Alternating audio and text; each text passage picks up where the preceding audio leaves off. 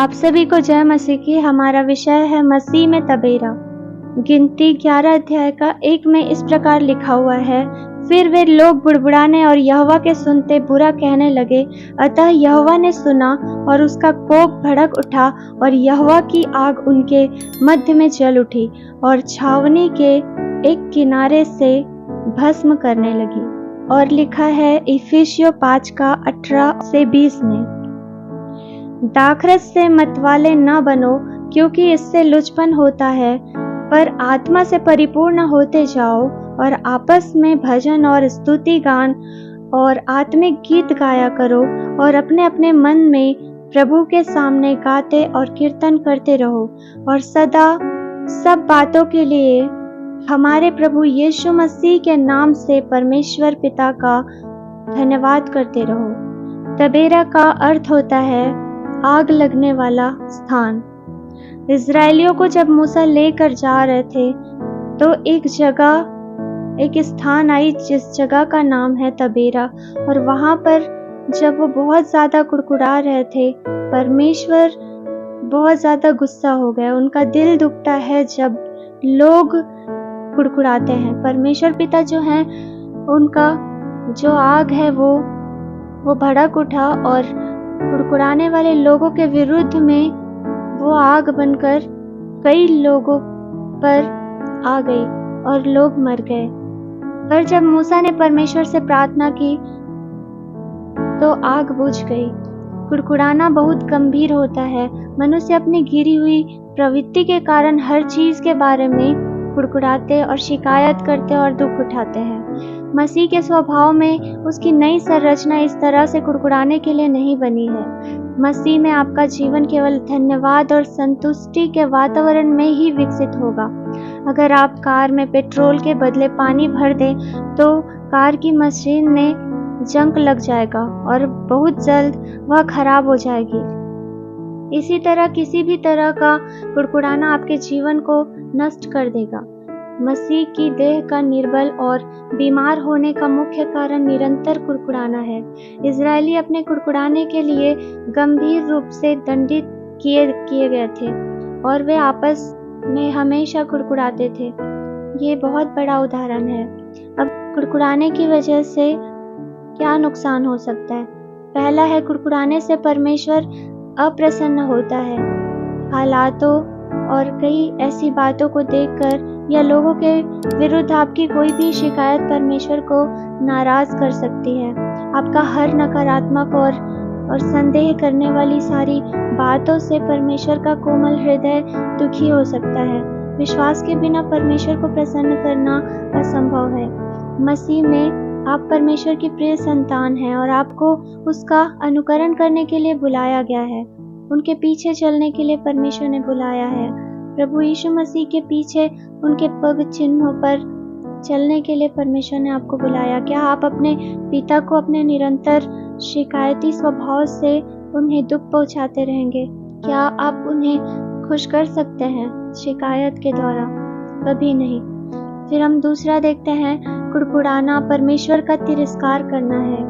शिकायत करने के द्वारा इजरायलियों ने न केवल यहोवा को नाराज किया, वरन उसके सामने रो रो कर यह कहने लगे, उसका अपमान किया और तिरस्कार भी किया।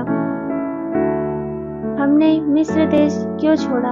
हमने मिस्र देश क्यों छोड़ा? वो बार बार ऐसा रो कर कहते थे और परमेश्वर को बहुत दुख होता था। कई बार ऐसा होता है कि परमेश्वर हमारे जीवन के लिए अच्छी बातों को रखते हैं और हम पिछली बातों को सोच कर रोते हैं और बार बार ऐसा कुड़कुड़ाते हैं कि हमारे साथ ऐसा क्यों हुआ। तो वहाँ पर हम कहीं ना कहीं परमेश्वर का तिरस्कार करते हैं, जो कि हमें नहीं करना चाहिए। प्रभु परमेश्वर ने ही आपको शत्रुओं के हाथों से निकाला है। मसीह में वह आपको उद्धार देने वाला, चंगा करने वाला और आपका सच्चा चरवाहा और आपका राजा है। जब आप उसके संरक्षण में होते हैं तो आपकी हर शिकायत उसके स्थान उसे ध्यान रखने वाले हृदय को अपमानित करती है। वह आपसे आशा करते हैं कि आप उसमें आनंदित और मगन रहें। उसमें मगन रहने से वह आपके सारे मनोरथों को परमेश्वर पूरा करते हैं। इसे आप भजन संहिता 37 का 4 में पढ़ सकते हैं। फिर तीसरा हम देखते हैं, कुड़कुड़ाना परमेश्वर के दासों को निराश करता है। मूसा जो संसार का सबसे विनम्र व्यक्ति था, अक्सर लोगों के कुड़कुड़ाने से निराश होता था। उसने स्वयं 11 बार शिकायत की। आपका शिकायत करना लगने वाला होता है और धार्मिक व्यक्तियों को भी भ्रष्ट कर सकता है। अनेक सच्चे अगुवे अपने लोगों की शिकायतों से दुखी होते हैं और समय से पहले मर भी जाते हैं। जब मूसा ने देखा कि हर परिवार शोक कर रहा है, तो वह अत्यधिक निराश हुआ और परमेश्वर से कहा कि तू मुझे शीघ्र ही मार डाल। आप इसे पढ़ सकते हैं गिनती 11 अध्याय का 10 से 15। लोगों की शिकायतों ने ही मूसा को कनान देश में प्रवेश करने से रोका हुआ था। मसीह में परमेश्वर ने आपको अपने मन के अनुकूल ऐसे चरवाहे दिए हैं जो आपकी आत्मा की देखरेख करते हैं। बिना कुड़कुड़ाए खुशी से उसकी आज्ञा पालन आप कीजिए, ताकि वे खुशी से आपकी सेवा करें, दुख से नहीं। यह आपका बहुत बड़ा फायदा होगा और आप अपने नए जीवन की आशीषों का आनंद प्राप्त कर सकते हैं। फिर हम देखते हैं चौथी बात, शिकायत करना आपको नष्ट करता है। शिकायत करना इतना खतरनाक है कि यह न केवल परमेश्वर को नाराज करती है और उसके दासों को निराश करती है, वरन यह आपको भी बर्बाद कर देती है। गिनती की पुस्तक में हम देखते हैं कि शिकायत करने वाले इजरायलियों पर 10 महामारियां आई और वे बर्बाद हुए, क्योंकि उन्होंने शिकायत की और अपने पर महामारी को आमंत्रित करके दुख उठाया। परमेश्वर की आग ने कईयों को जला दिया। जब मांस उनके मुंह में था, तब परमेश्वर का कोप उन पर भड़का और एक भयानक महामारी ने उन्हें मार डाला। बीमारी, समय से पहले मृत्यु, मानसिक गड़बड़ी और ऐसे तोड़ने वाले रिश्ते शिकायत करने के कारण ही होते हैं। मसीह में आप स्वास्थ्य, लंबा जीवन, शांति और आनंद से आशीषित हैं। स्तुति करना शिकायत करने वाली आत्मा को नष्ट कर देता है। मसीह में आपको राख के बदले में मुकुट, शोक के बदले में हर्ष का तेल और निराशा के बदले में बड़ाई का ओढ़ना दिया गया है। आज ही अपनी सारी शिकायतों को स्तुति से नष्ट कर दें। जंगल में इजरायलियों की प्रधान समस्या शिकायत करना था। परमेश्वर में उनके विश्वास की कमी ने उनके स्वभाव को कुड़कुड़ाने वाला बना दिया। इस शैतानी स्वभाव के कारण हजारों लोग समय से पहले ही मर गए।